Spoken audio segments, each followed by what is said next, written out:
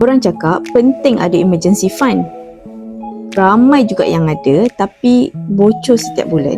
Emergency fund ni sebenarnya simpanan kecemasan untuk perkara yang tak dijangka. Contohnya, kereta rosak, hilang kerja atau anak tiba-tiba sakit. Masalahnya bila kita simpan dalam bentuk duit, mudah sangat nak terpakai. Jadi saya buat versi upgrade emergency fund dalam bentuk emas. Kenapa emas? Nilainya stabil dan kalis inflasi. Tak mudah bocor sebab bukan duit tunai. Boleh cair bila betul-betul perlu sahaja.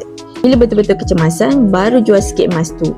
Itulah baru namanya emergency fund yang betul-betul selamat. Pakar kewangan pun pesan simpan sekurang-kurangnya 3 hingga 6 bulan gaji untuk dana kecemasan. Kalau separuh darinya dalam bentuk emas, kita bukan sekadar selamat, tapi juga bijak lindungi nilai duit kita. Yang mana nak mulakan simpanan emas, boleh klik link di bio atau isi beg biru. Saya bantu sebaiknya. Boleh juga refer pin video cara daftar akaun. Nak tahu tentang simpanan emas, boleh terus follow saya.